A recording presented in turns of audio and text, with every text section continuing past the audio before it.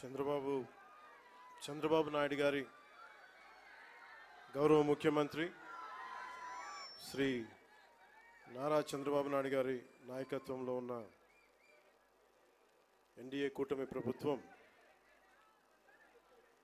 ఆంధ్ర పర్యాటక శాఖ ఆధ్వర్యంలో అఖండ గోదావరి ప్రాజెక్టుకి విచ్చేసిన గౌరవనీయ కేంద్ర పర్యాటక మరియు సాంస్కృతిక శాఖ మంత్రివర్యులు శ్రీ గజేంద్ర సింగ్ షెకావత్ గారికి మనస్ఫూర్తిగా మన ఆంధ్రప్రదేశ్ తరపున, ఆంధ్రప్రదేశ్ ప్రభుత్వం తరపున, గౌరవ ముఖ్యమంత్రి గారి తరపున మనస్ఫూర్తిగా వారికి స్వాగతం పలుకుతున్నాను.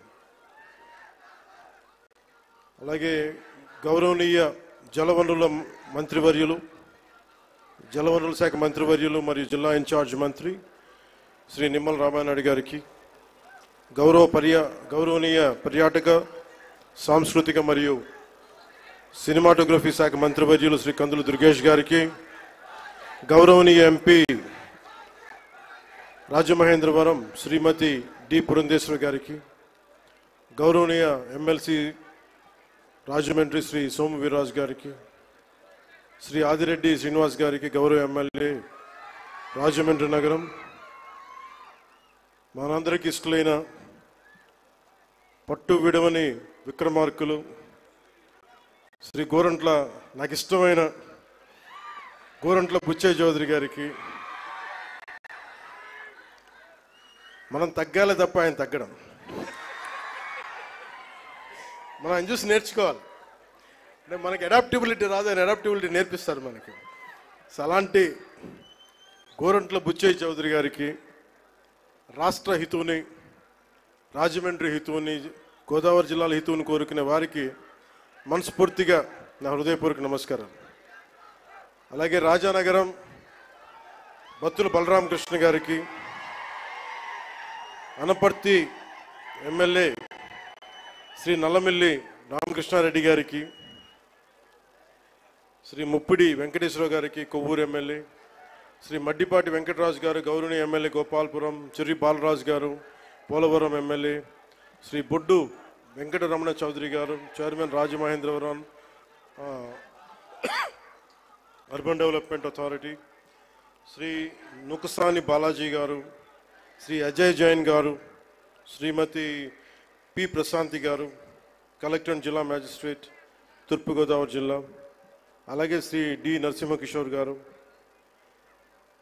ఎస్పీ మన తూర్పుగోదావరి జిల్లాకి, ఎస్ చిన్నరాముడు ఐఏఎస్ గారికి, జాయింట్ కలెక్టర్, ఇక్కడికి విచ్చేసిన మీకు,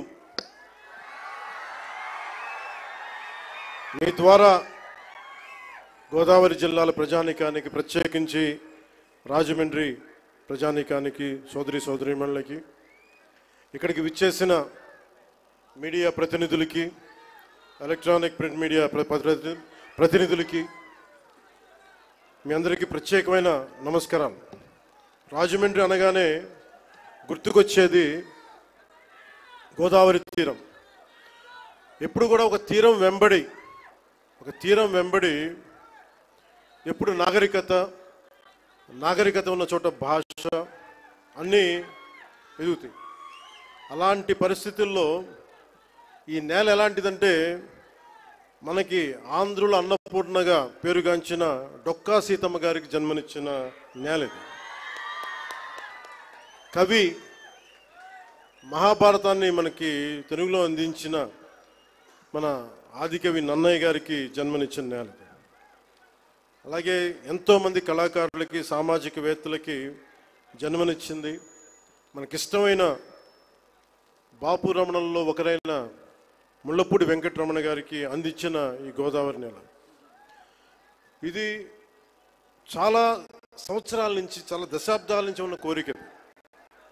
ఈ మన హ్యావ్లాక్ బ్రిడ్జ్ ఒక చాలా పురాతనమైంది.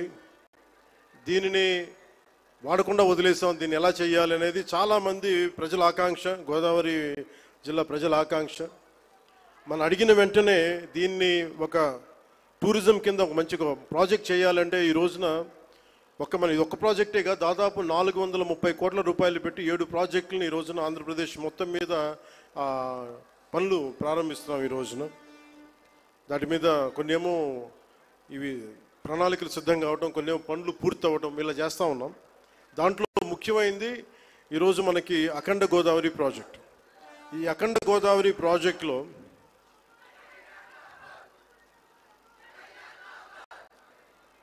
2024 ఎన్నికల సమయంలో ఎన్డీఏ కూటమి నిర్ణయించుకుంది ఈ రాష్ట్రాన్ని అన్ని రంగాల్లో సమగ్ర అభివృద్ధి సాధించేలా పనిచేయాలని. దాంట్లో భాగంగానే గౌరవ ముఖ్యమంత్రి శ్రీ నారా చంద్రబాబు నాయుడు గారు ఆ రోజు మేమందరం కూటమి భాగస్వాములు అందరూ అనుకొని ప్రతిదీ కూడా ముఖ్యంగా పర్యాటక రంగంలో ఎక్కువగా యువతకి ఎక్కువ ఉపాధి అవకాశాలు ఉంటాయి. అంటే మీరు ఊహించుకొని దీనికే ఈ చేస్తున్న ఈరోజు ప్రాజెక్ట్కి ముందుగా స్టార్ట్ అయితే దాదాపు ఒక 800 మందికి ఎంప్లాయ్మెంట్ దొరుకుతుంది దీనివల్ల. ఇవన్నీ కాకుండా దాదాపు 4 లక్షల మంది పూర్తయితే 4 లక్షల మంది కనీసం సంవత్సరానికి పర్యాటకుల మినిమం అని, అంతకు మించి పైకి వెళ్ళే అవకాశాలు చాలా ఎక్కువ ఉన్నాయి. దీనికి గౌరవ ప్రధానమంత్రి గారు నరేంద్ర మోదీ గారు ప్రత్యేకించి ఇందాక సోదరి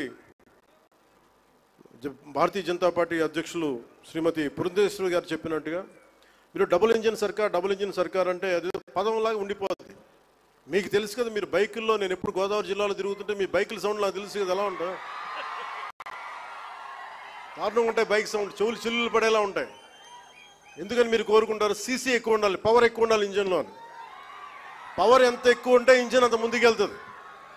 అలాగే డబుల్ ఇంజిన్ సర్కార్ అంటే ఇక్కడ మన శక్తివంతమైన మనకి ప్రభుత్వం ఉన్నప్పటికీ కూడా కేంద్రంలో కూడా అంతే, దానికి మించి, దానికి 100 ఇంతులు మించిన శక్తివంతమైన నాయకులు, శక్తివంతమైన ప్రభుత్వం ఉంటే మనకి ప్రాజెక్టులు చాలా అవలీలుగా అవుతాయి, వెంటనే చాలా తొందరగా పూర్తి చేయొచ్చు. అందుకనే దీన్ని మనం డబుల్ ఇంజిన్ సర్కార్ అంటే ఆ పదం మీకు అర్థం కావడానికి చెప్తున్నాను. మీ బైకులు గుర్తుపెట్టుకోండి, వేగంతో ఎంత ముందుకెళ్తాం, కాకపోతే ఆ వేగం మనకి గమ్యానికి చేర్చేలా ఉండాలి. అందుకని అలాంటి చాలా ప్రత్యేకమైన గైడ్లైన్స్ తోటి ముఖ్యంగా ఈరోజు మనకి విచ్చేసిన మన టూరిజం శాఖ, కేంద్ర టూరిజం శాఖ మార్చులు గజేంద్ర సింగ్ షెకావత్ గారు ఈ రోజున మన స్టేట్కి మద్దతు ఇవ్వటం ఈరోజు మొదటిసారి కాదు. ఈ రోజున మనకి విశాఖ స్టీల్ ప్లాంట్ కూడా మనకి ఈ రోజున దాన్ని ప్రైవేటీకరణ కాకుండా కాపాడగలిగామంటే దానికి ముందస్తుగా దానికి మనకి బీజాలు చేసింది గజేంద్ర సింగ్ షెకావత్ గారు జలశక్తి మినిస్టర్గా ఉన్నప్పుడు. పోలవరం ప్రాజెక్ట్ని, sir I been telling you that how much you have understood Polavaram projects. అంటే పోలవరం ప్రాజెక్ట్ ఆయన మనకున్న, అంటే నిజంగా చెప్పాలంటే నాకు కూడా అంత డీటెయిల్డ్గా నేను అర్థం చేసుకోలేనేమో, కానీ ఆయన being a public servant, former public servant, ఆయన